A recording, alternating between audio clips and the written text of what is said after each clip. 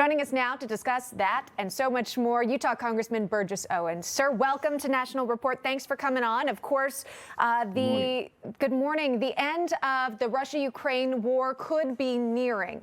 Before we get to that, and we'll discuss that plenty throughout the show, just wanted to get your reaction to seeing President Trump meeting with those race car drivers appearing at the Daytona 500. What did that mean for you to see him in action there? Well, first of all, let me say the last 4 weeks, I'm going to go back to a football analogy. It's like an all-safety blitz.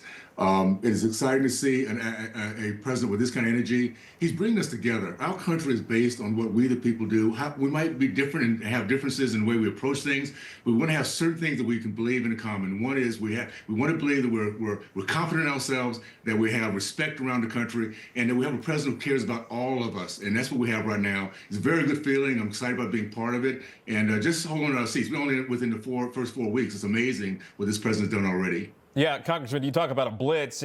French President Emmanuel Macron is holding an emergency summit with the EU nations, 7 countries, maybe a little more than that. But one of the key issues for the reason of this emergency meeting is the pace of President Trump and how to keep up with this president and what is to come even next. And I wanted to ask you about that. So the past 4 weeks, there's been a lot of movement, a lot of changes. And there is difficulty with not just the media keeping up, but again, as we were talking about, this emergency summit that's being held. Can you talk to that and how foreign nations are now having to shape their, so to speak, game plan to this American president? Well, they've seen nothing like this. None of us have. And what it comes down to, the only way they can deal with President Trump is to get on board.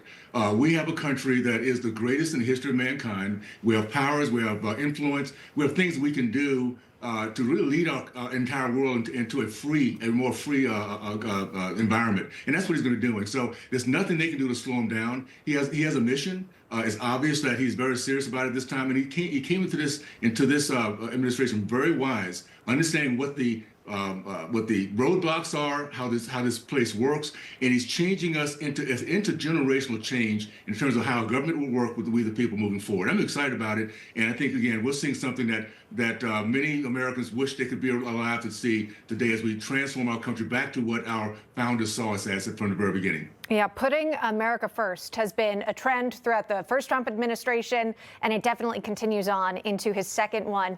Speaking of America, Congressman, the U.S. had a pretty strong showing at a hockey game over the weekend facing off against Canada, but it got off to a bit of a rocky start, where if you're listening in, the national anthem is playing and the crowd is booing. What's going on from those Canadians? I know you're a former athlete yourself, not hockey, but what'd you feel when you heard that?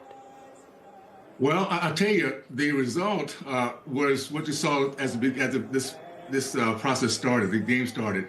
Our guys fighting. It's really what you see with patriotism.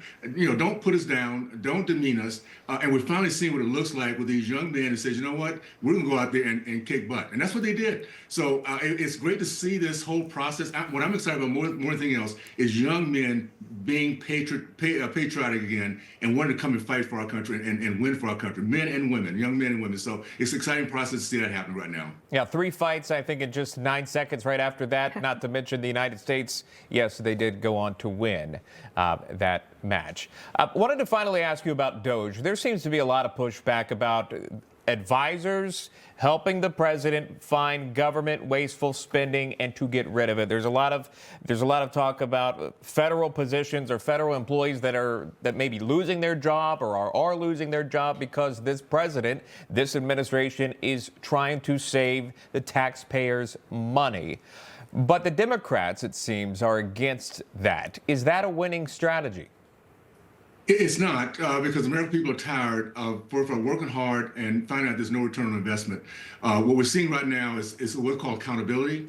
It's interesting because anyone who's ever run a business, anyone who's actually lived their lives, understand what it is to have an IRS audit. You come with your best game, you come with all your information, you want to get it done. Well, we're finding an audit right now for our government, which probably have not had for over 200 years. And this is very healthy. We're going to get out of the waste, the fraud, those who've been in the mindset of just showing up and not doing their job. We're realizing even within the government concept,